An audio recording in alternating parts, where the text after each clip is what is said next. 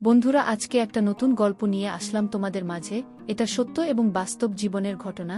শেষ পর্যন্ত শোনার অনুরোধ রইল। শুনলে তোমার মধু চলে আসবে। দেরি না করে চলো শুরু করা যাক। আমি যখন নব যৌবনে পা রাখলাম, ঠিক তখনই মা চিন্তা করল আমাকে বিয়ে দেওয়ার জন্য।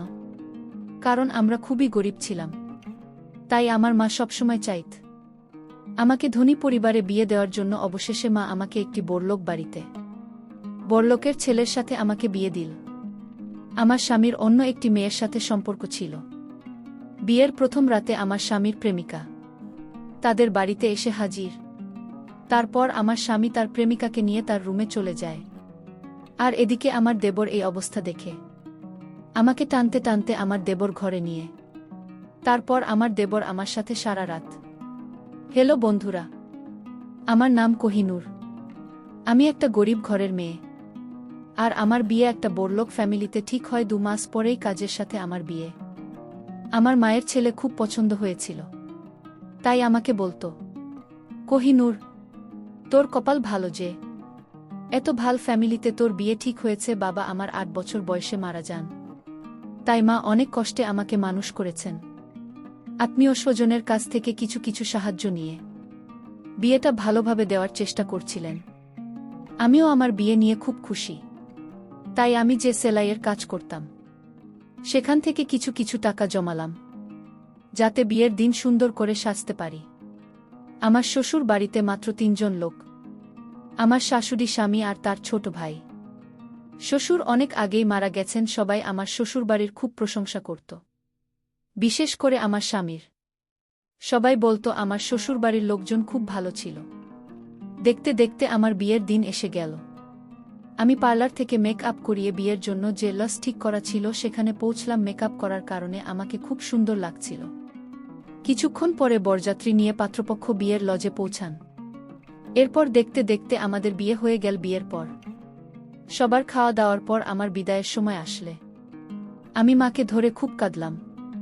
কারণ মাকে ছেড়ে অন্য পরিবেশে চিরদিনের জন্য চলে যেতে হবে। তারপর সবাই মিলে আমাকে শ্বশুরবাড়িতে নিয়ে গেল। ওখানে আমাকে শাশুড়ির ঘরে বসে অনেকগুলো নিয়ম পালন করানো হলো, যার মধ্যে কয়েকটা আমি জানতাম, বাকিগুলো জানি না। সমস্ত নিয়ম পালন করা শেষ হলে আমাকে ঘর থেকে বের করে আমার বরের ঘরে নিয়ে গেল। ঘরটা আগে থেকেই ফুল দিয়ে সুন্দর করে সাজানো। এরপর আমাকে খাতে বসিয়ে মাথায় ঘোমটা টেনে দিল। সারাদিনের ধকলে আমি খুবই ক্লান্ত, তাই খুব ঘুম পাচ্ছিল। কিন্তু আমি চুপচাপ বসে থাকলাম স্বামীর অপেক্ষায়। 1 ঘন্টার বেশি হয়ে গেল, এখনও আমার স্বামীর কোনো খবরই নেই। আর একটা আশ্চর্যের ব্যাপার হলো, সারাদিনে আমার বর আমার সাথে একবারও কথা বলেনি, এমনকি কারো সাথে কথা বলতে ও শুনিনি।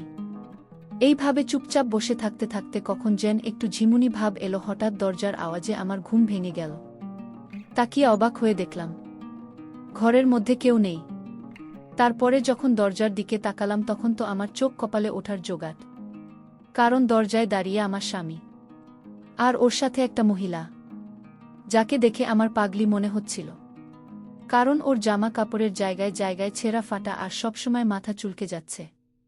ওই মহিলাকে আমার স্বামীর সঙ্গে দেখে আমি অবাক হয়ে কাছে গেলাম। আমাকে দেখে ওই পাগলি আমার স্বামীর পিছনে লুকিয়ে পড়ল, যেন আমাকে দেখে ভয় পাচ্ছে। আমি আমার স্বামীকে বললাম, কাজেই মহিলাটিকে, আরে আমাদের ঘরে কি করছে?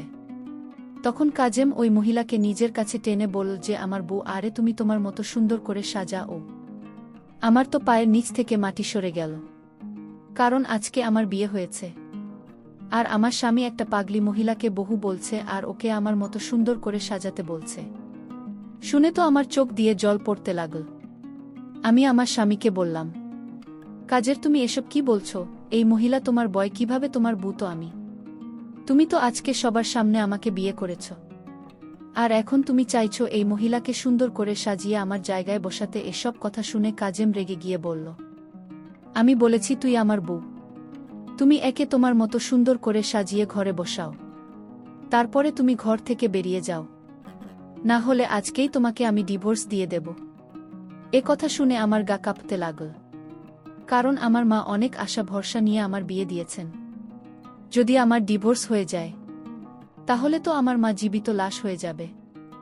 আমার মা সারা জীবন শুধু দুঃখই পেয়েছি, আমি চাই না যে আমার জন্য আমার মা আবার দুঃখ কষ্ট পাক।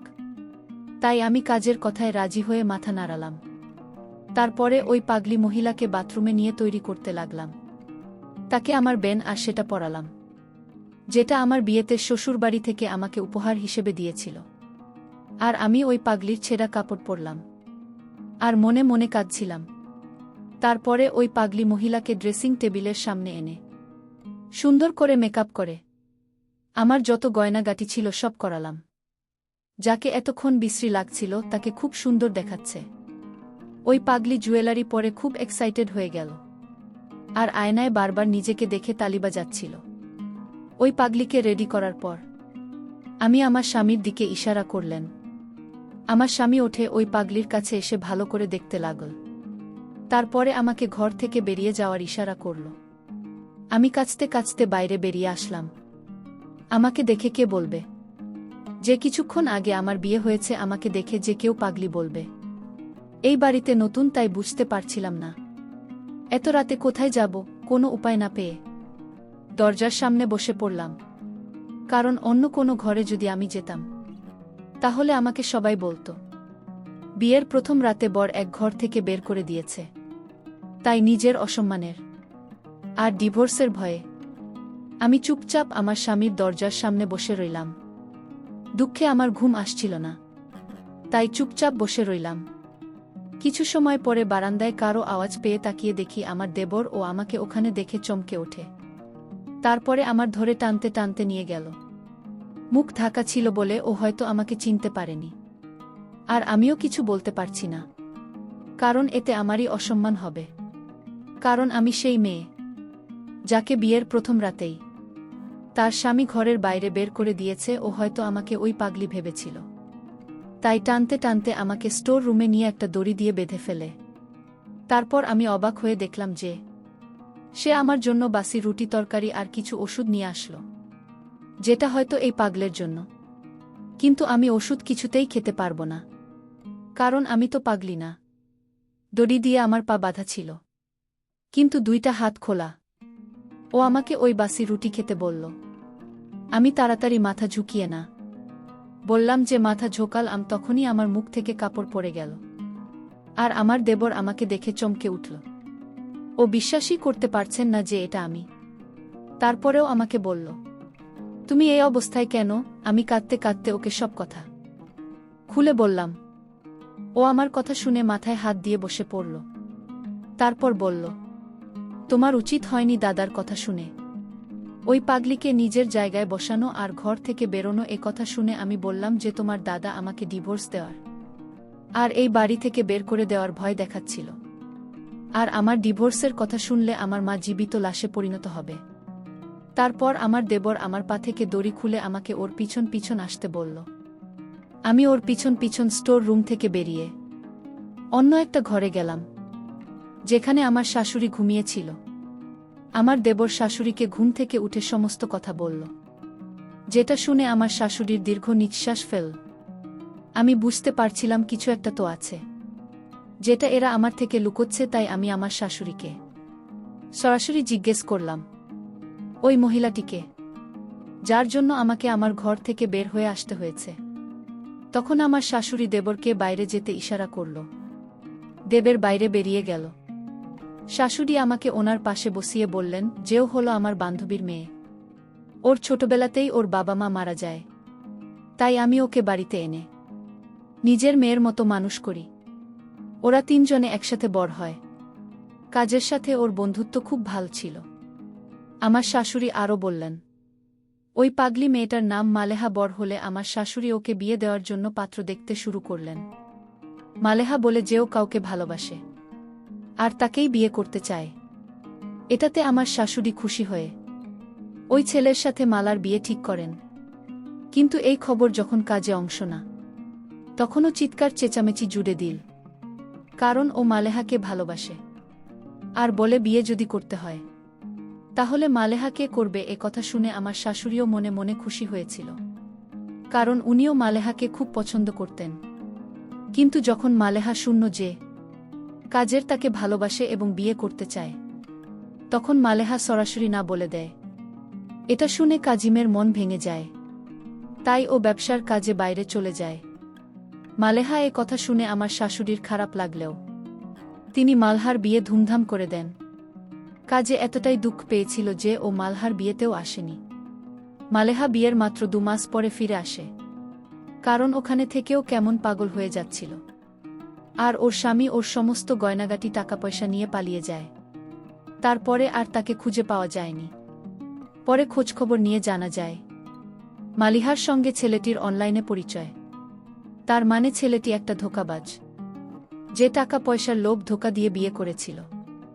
মালেহা তখন সন্তান সম্ভবা। এ কথা শুনে দুঃখে মালেহা পাগলের মতো আচরণ করতে শুরু করে। তারপরে যখন ওর বাচ্চা নষ্ট হয়ে যায়, তখন মালেহা পুরোপুরি পাগল হয়ে যায়। এই খবর যখন কাজের শুনে, ও তাড়াতাড়ি বাড়ি ফিরে মালহার খেয়াল রাখতে শুরু করে।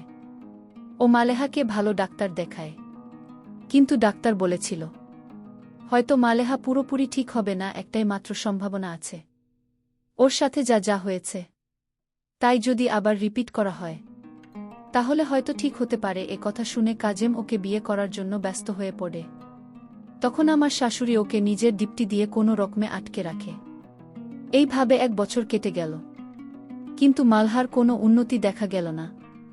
তাই আমার শাশুড়ি কাজিমকে বোঝাতে লাগল, মালেহা যখন 1 বছরও ঠিক হয়নি, তাহলে কি এমন গ্যারান্টি আছে যে বিয়ের পরে ঠিক হয়ে যাবে? মালেহা খুব বেশি পাগলামি করত, আর ওর ধারে কাছে কেউ ঘেঁষতে পারত না। আর কয়েকবার তো কামড়ানোর চেষ্টা করছে, আর সুযোগ পেলেই বাড়ি থেকে পালিয়ে যেত। তাই আমরা ওকে দড়ি দিয়ে বেঁধে রাখতে বাধ্য হই।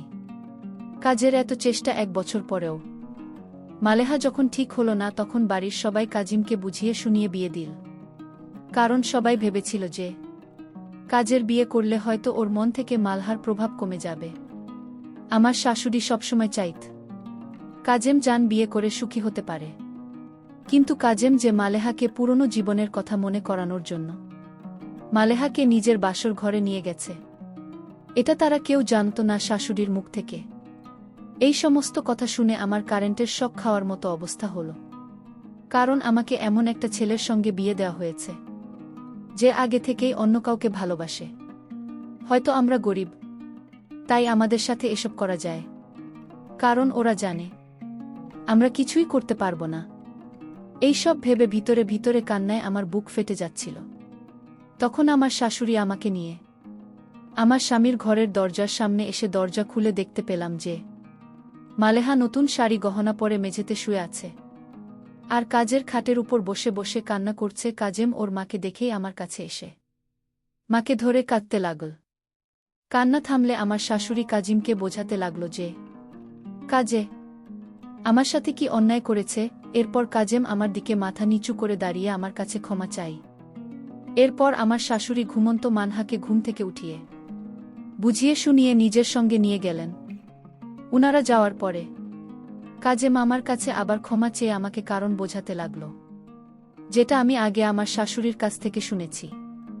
আমি বুঝতে পারলাম যে কাজেই বিয়ে করতে চাইতো না, যাতে ও মালেহা দেখাশোনা করে ঠিক করতে পারে এবং ওকে বিয়ে করতে পারি। কিন্তু বাড়ির সবাই জোর করে ওকে আমার সাথে বিয়ে দিয়ে দেয়। রমেন নিজের দুঃখ আমার সাথে শেয়ার করতে শুরু করলে আমি ওকে বললাম, আমি সবসময় তোমার পাশে আছি। আমার নিজের উপর বিশ্বাস ছিল যে আমি ওর মনে আমার জন্য জায়গা করে নিতে পারব। আর এইসব কথা না আমি আমার মাকে না অন্য কাউকে বলতে পারব। আমি ওই বাড়িতে মালিহার সাথে নিজের বোনের মতো ব্যবহার করতে শুরু করি। ওর খাওয়া দাওয়া দেখাশোনা করতে থাকি। ফলে বাড়ির সকলের সাথে সাথে কাজের মনেও আমার জন্য জায়গা তৈরি হয়, যেটা আমার স্বামী আমার সঙ্গে মিষ্টি মিষ্টি কথা বলে বোঝাত। কিন্তু মালহার অবস্থার কোনো উন্নতি হয়নি। ওষুধ চেঞ্জ করেও দেখা হয়েছে, কিন্তু কোনো ফল পাওয়া যায়নি। কিন্তু তবুও কাজেম চাইতো মালেহা যেন ভালো হয়ে যায়। তাই আমি দিনরাত পরিশ্রম করতাম, ওকে নিয়ে ডাক্তারের কাছে চেক আপ করাতে যেতাম। কিন্তু মালহার অবস্থার কোনো উন্নতি হয়নি। ধীরে ধীরে মালহার অবস্থা খারাপ হতে থাকে। ও এখন সারাদিন বিছানাতেই শুয়ে থাকে। তাই আমি কাজিমকে বললাম, ওকে শহরের সবচেয়ে ভালো ডাক্তারকে দিয়ে চেক আপ করাতে। যখন আমরা সেই ডাক্তারের কাছে নিয়ে গিয়ে চেক আপ করাতাম, ডাক্তারের কথা শুনে আমরা তো সবাই হতাশ হয়ে গেলাম। কারণ ডাক্তার বলল, মালেহা শরীরে ধীরে ধীরে ক্যান্সার ছড়িয়ে পড়েছে, ওর জীবন আর মাত্র কয়েকদিনের। কিন্তু আমরা হাল না ছেড়ে ওর ক্যান্সারের চিকিৎসা করাতে লাগলাম। কিন্তু এত চিকিৎসা করেও কোনো ফল পাওয়া গেল না। আমার বিয়ের 6 মাসের মাথায় মালেহা সবাইকে দুঃখ দিয়ে এই পৃথিবী ছেড়ে চলে গেল। ওই ছেলেটার উপর আমার খুব রাগ হতো, যার কারণে মালেহা এই অবস্থা। ওই ছেলে পৃথিবীর যেখানেই থাকুক না কেন, জীবনে কখনো সুখী হতে পারবে না। ওই ছেলেটি যদি লোভের কারণে মালহার জীবন নিয়ে ছিনিমিনি না খেলে, তাহলে মালেহা এখন ছেলে মেয়ে নিয়ে সুখে শান্তিতে ঘর সংসার করত। কিন্তু আমরা যেটা ভাবি সেটা সব সময় হয় না, কারণ বিধাতা যার কপালে যা লিখে দিয়েছেন তাই হয়। মালেহার সাথেও তাই হয়েছিল, যা বিধাতা ওর কপালে লিখে রেখেছিল, যার দুঃখ আমাদের সারা জীবনেও শেষ হবে না। এখন মালেহা নেই, তাই কাজের জীবনে শুধুমাত্র আমি ছিলাম। ধীরে ধীরে কাজের মন থেকে মালহার প্রভাব কমে গেল। একদিন কাজে মামাকে বলল, কোহিনূর আজকে তোমাকে অনেক সুন্দর লাগছে। কোহিনূর আজকে তোমার মধ্যে আমি আমার মালেহাকে দেখতে পাইতেছি। কোহিনূর আজকে আমি তোমার সাথে আমার প্রথম কাজ শুরু করব। আমি তোমাকে নিজে হাতে সাজিয়ে দেব। কাজলের মুখ থেকে এমন কথা শুনে আমার মনটা ভরে গেল। আমি খুব ভালো করে সেদিন সাজুগুজু হয়ে একেবারে বাসরঘরের মতো বসে রইলাম। জীবনে এই প্রথম আমার স্বামীর সোহাগ আমি পাপ ভাবতেই মনটা ভরে গেল। তারপর সেই রাতে আমার স্বামী কাজে আমার রুমে এল। তাকে দেখে অনেক রোমান্টিক মনে হল। সে আমার রুমে ঢুকে আমাকে দেখেই সে অপলক দৃষ্টিতে তাকিয়ে রইল। আমি তার দিকে মায়ের দৃষ্টিতে তাকিয়ে রইলাম, আর মনে মনে ভাবতে লাগলাম, আমার স্বামী অনেক দিনের ক্ষুধার্ত, আমি কি তার সাথে কুলিয়ে উঠতে পারব? কিছুক্ষণ পর আমার স্বামী আমার সাথে অনেক মজার মজার কথা বলতে শুরু করল, এবং একটু পরে দেখলাম সে সব কিছু ছেড়ে দিয়ে একেবারে পাগলের মতো হয়ে গেল বাসরীয় কাজের জন্য। আমিও তখন তাতে সম্মতি দিতে লাগলাম। জীবনের প্রথম বন্ধুরা আমার স্বামী আমার এখানে আঘাত হান। তখন প্রথম কিছুটা কষ্ট পেয়েছিলাম, কিন্তু কিছুক্ষণ পর সে আমাকে এমন সুখ দিয়েছিল যা পেয়ে আমার কলিজা ঠান্ডা হয়ে গিয়েছিল। তারপর থেকে বন্ধুরা আমার স্বামীর সাথে প্রতিদিন রাতে ইচ্ছামত হতো। আমি অনেক সুখ পেতাম। তার আর আমার পবিত্র সে কিছুদিন পরেই আমি সন্তান সম্ভবা হই, আর একটা মেয়ের জন্ম দেয়। কাজেই আমাদের মেয়ের নাম মালেহা রেখেছে, আর ওকে দেখলেই কাজে মন খুশিতে ভরে উঠত। কিন্তু আমাদের মনের ভিতরে এখনো মালেহা বেঁচে আছে, বেঁচে থাকতে অন্তর্দিন। পরিশেষে আমি বলবো, বন্ধুরা, প্রথম প্রেম কখনো ভোলা যায় না, যদি সেটা সত্যি হয়। প্রথম প্রেমের মোহে অনেকে পাগল, আবার কেউ পৃথিবী ছাড়তে দ্বিধাবোধ করে না। তাই আমি তোমাদেরকে বলব, বন্ধুরা, প্রেম করা ভালো। প্রেমে যেমন সুখ আছে তেমনি বিরত থাকবে। তাই বেশি আবেগী হয়ে কোনো রকম দুর্ঘটনা করার চেষ্টা করি না, তাতে আমাদেরই ক্ষতি, কারণ দিন শেষে কেউ কারো না। বন্ধুরা, আজকে এই পর্যন্তই। আবারও আসব তোমাদের মধ্যে নতুন কোনো ভিডিও নিয়ে। ভিডিওটি যদি তোমাদের ভালো লাগে তাহলে একটি লাইক দাও।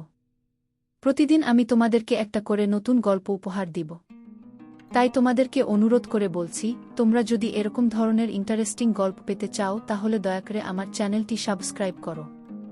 পরিশেষে তোমাদের সকলের সুস্বাস্থ্য কামনা করি। ভিডিওটি দেখার জন্য তোমাদের সকলকে অসংখ্য ধন্যবাদ।